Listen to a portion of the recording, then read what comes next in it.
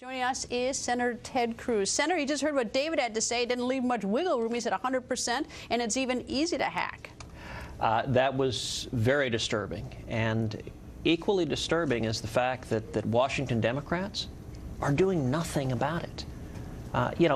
4 years ago, when Obamacare was being debated, possibly reasonable minds could have differed. Maybe some people thought this thing might work, it might be secure. At this point, it is a disaster. You've got over 4.7 million people who've lost their health insurance plans already. Senate Democrats, Harry Reid, what are they doing about it? Absolutely nothing. You've got premiums skyrocketing across the country, especially young people. Young people are getting killed by this. Senate Democrats, Harry Reid, what are they doing? Absolutely nothing. These security issues, which obviously opens the door to identity theft and all sorts of personal intrusions, what are Senate Democrats doing? Absolutely nothing. Well, what's even more disturbing, though, is that David said it's gotten worse since November, when they all said it was horrible. He says that he wouldn't sign up, and it's 100% insecure. I mean, what in the world? I mean, it must be stunning to Democrats, Republicans, everybody. The definition of pragmatism is looking at the facts, looking at what's actually happening, and then responding to them. The definition of irresponsibility is sticking your head in the sand and ignoring the facts, and what Senate Democrats are doing. So today on the floor of the Senate, I tried to call up 2 amendments to respond to the disaster that is Obamacare, and Senate Democrats blocked it. They don't want to do anything.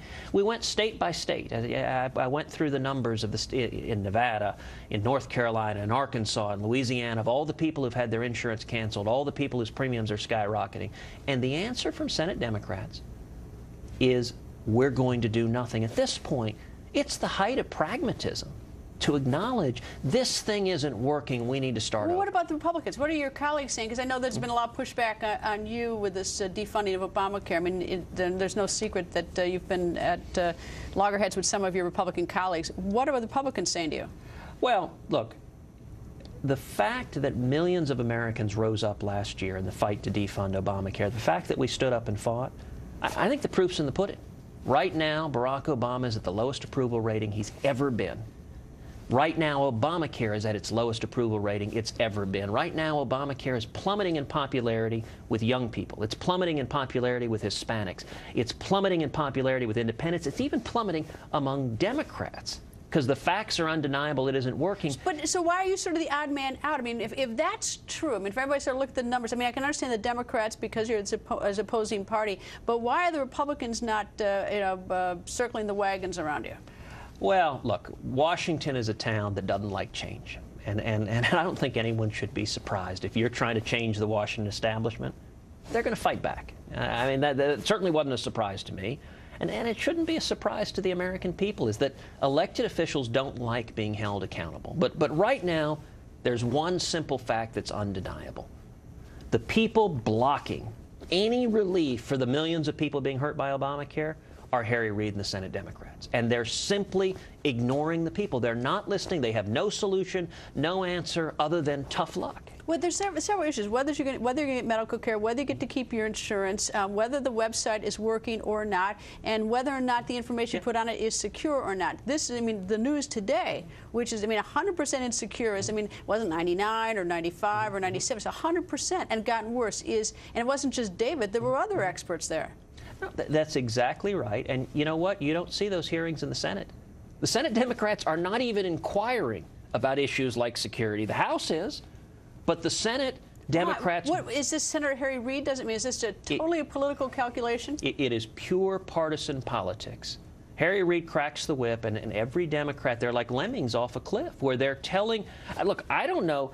I can't imagine what it's like for the Democrats when they go home. You take California, bright blue California. 1.1 million people in California have had their insurance canceled because of Obamacare, and yet California senators are doing nothing about it.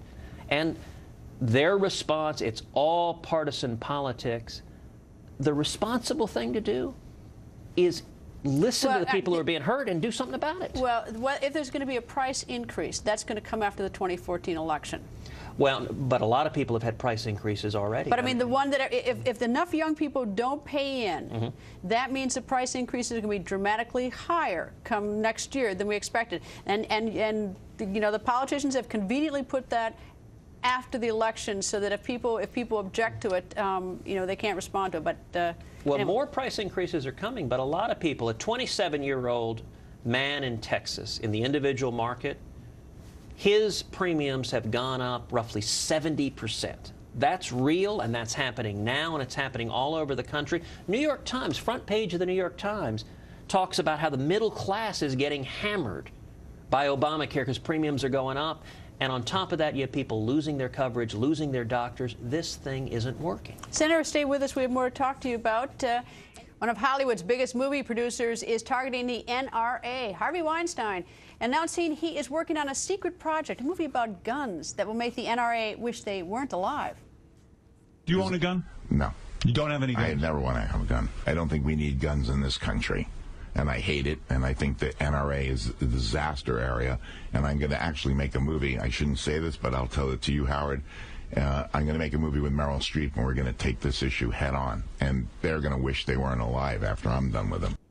But wait a minute, hold it. Weinstein is behind some of Hollywood's most violent films. For decades, he's been cashing in big on movies like this.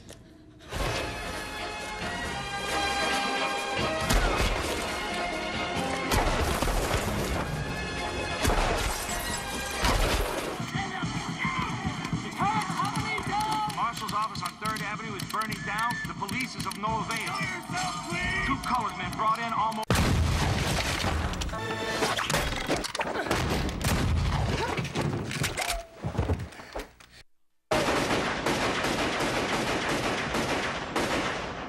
So come December, will Harvey Weinstein be accepting the biggest hypocrite of the year 2014 award? We're back with Senator Ted Cruz. It's unbelievable, isn't it? You know, the Hollywood liberal elites, they have their view of things. I have to say that first clip, my daughters would be very dismayed to see Frosty getting shot. Yeah, that's, I mean, actually, no, I think we probably toned it down a tad bit because we want to show people getting their heads blown off on the air. But it's not like Harvey Weinstein is known for, you know, for his, you know, for cartoons. Well, and the final clip from Kill Bill, I mean, you know, some of one of the most epically violent scenes when Uma Thurman with a sword severs the limbs of the crazy 88, but you know, you don't see people wanting to ban knives. Well, you know what I don't get is like, okay, you have the, I can't understand why Harvey Weinstein wants to get caught being a hypocrite. I mean, this one's so obvious. This one's an easy one. I mean, like there's no sort of self-preservation on this one. Well, the great thing is the market will take care of this, because these left-wing propaganda films that people like Weinstein like to put out, they never sell any tickets. So if he wants to lose some money preaching, and look, the hypocrisy of a rich Hollywood producer that lives in a fancy neighborhood with all sorts of police protection, and he says he doesn't own a gun, but I bet you there's a good odds that he has armed security around him. Well, that's what I've read, that he has a private security detail.